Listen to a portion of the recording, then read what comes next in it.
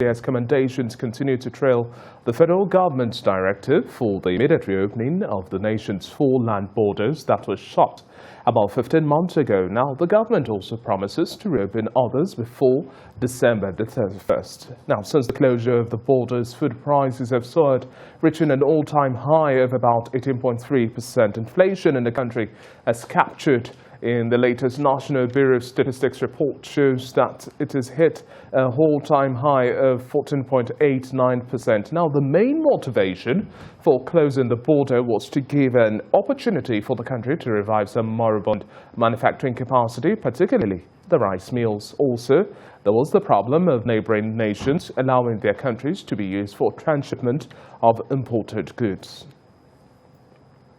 Well, joining me now live in our Lagos studio to discuss this and much more, I have with me Dr. Mabinori. Good to have you on the Breakfast Show today. Good to be here. A compliment of the season. It's good to have you on the show this morning. Same to you. Now, the border reopening comes as no surprise to so many because following the ratification of the AFCFTA, our membership, well, that's the next step of action to take. But prior to the border closure, we had issues where Nigeria seemingly was the dumping ground.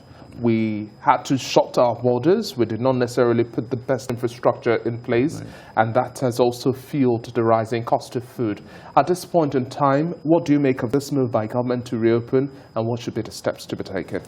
Well, as an economist, I don't believe in so much. I don't believe in protectionism. I believe so much in competitiveness. Create an environment for Nigerian firms to compete with even other African economy, not closing our border. Because we look at the borders that have been closed in the last 15 months, so to speak, what have we gained really? It has actually fueled our inflation. Because before you can say you want to close your border, in terms of food, because the most hit item is food importation. And if you check, for instance, before the border was locked, we're not, even food security was not there to talk of food sufficiency. And our president came, okay, we are food sufficient and let the borders be locked. Fine, we have Nigeria to a very large extent was becoming a dumping site. People just bringing in goods and services, and bringing in goods and then go. Even some of them are even expired goods. So I believe so much in strengthening the policies, bringing necessary measures to ensure that those goods, at least those goods don't fly in. They come in through the land borders. So some people must have inspected them. So rather than closing the border and using a blanket closure, close border to everybody, to all goods and services, I think we have just hurt ourselves more than what will have more than how will have benefited ourselves. So for me, it was an ill-timed move to lock the border. Then opening it now, okay, no problem. Let's just hope that others will be open before 31st, so that at least we can have inflow of some goods and services. Then the burden on the pressure on the little ones we have on ground can come down. The demand will come down, because when supply increases, the pressure on the available ones will come down. Then the price can also be dragged down. How do we also deal with the situation of our borders being porous at this point in time? What new initiatives do you expect from the Customs Service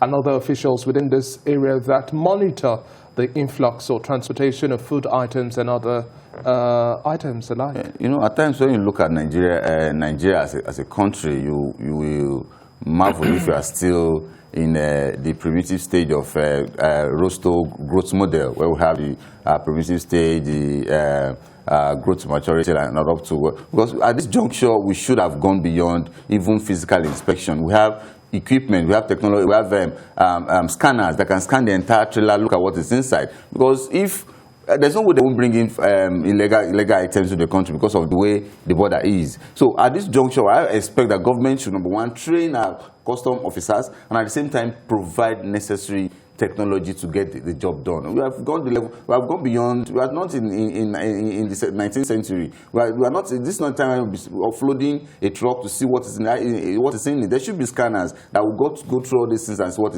is in there. If your items are contraband, then send them back and make sure that the borders are well protected. We look at what comes in and what goes out, not just closing the border. It's already a few days more to Christmas, and so many are also saying that, well, we still have food prices, one of the biggest spikes we've seen so far.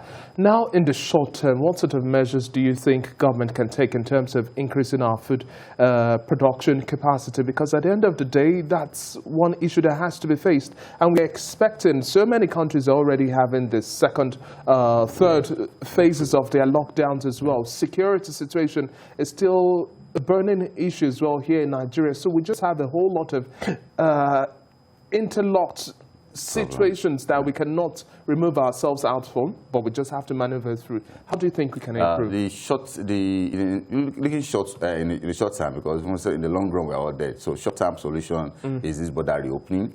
We are looking at what is coming in, because we are definitely having what they call food insufficiency due to the serious problem we've had in the last 6 to 9 months. For instance, during the harvest period, as in the harvest period that people should have planted in the economy, that was when the economy was locked down. There was insecurity issues where even bandits were asking farmers to pay 850,000 before going to harvest. So many goods must have been by now. They must have gone to wastages and other things like that. So, and again, we also have in the last 32 years, we've not experienced the type of flood we experienced this year. So flooding was also there. So many farm produce were destroyed. Farmers and others clash were also there. So all these problems pulled together, what we are seeing now, these are the result of what would have happened nine months ago. So to see a better prospect, and then to come out of this solution means we look at another 6 to 9 months. But people, another harvest, when we talk about agricultural product, you don't just plant. They have seasons of planting. So you have to wait for the next season of planting, then we'll come out of it 6 to 9 years. So the short-term solution, or the short-term solution now, is reopening the border, ensuring that what we don't have at home, what we have not produced in the last 6 months to 1 year, should be imported, so as to substitute because having a food inflation of 18.30 is nothing to write home about. And again, even the general inflation of 14.89, we should, in fact, that's over a 30-month high. We've not had it that high in the last 30 months. So government at this juncture need to look into our borders, ensure that goods that are not produced at home come in. Look at the price of rice. Since they shut the border, the price has been hitting the roof. So at this juncture, government needs to be very, very decisive on what comes in, strengthen the borders, train the custom officers so that they bring in what we need, not bringing in poison, all in the name of import substitution, all in the name of export substitution or domestic substitution, then bringing in poison. So even NAFDAC and other agencies need to come in here. Standardization, SON, all of them need to go to the borders and ensure that they are not just bringing in food, because we need to meet the demand. We should also look at the quality of what is being brought in. So that's a short-term solution that I'm looking at, because you can't plant rice today and harvest it tomorrow, but you can import rice that have been produced somewhere else and then make sure, because this youth-type period, for instance, I really don't know how we're going to survive it, because it's not easy. Virtually everything is expensive. Even onion is difficult to get. Someone made the joke recently that Agbalumo refused to come out this holiday. And someone asked that if you Agbalumo, will you come out? That's the issue. So if you can have it that little being affected by so many factors, then at this juncture, those factors won't just fade away, won't just disappear overnight. And again, the issue of policy lag is also there. Even the government public policies today, we won't see the effect the next 2 months, 3 months, 4 years, and as the case may be. And even the inflation we're having right now, I think by December, when December inflation is coming now, we're also expecting a rise also. Do you understand? Because of other factors that have not been factored into the so-called inflation and what have you. Dotun, thank you very much for your time on the Breakfast Show today. It's quite a tough time and there's not much to celebrate, but we're thankful for life and we just hope to continue to push forward. Thank you very much for your time on the Breakfast Show today. Thank you for having me once again.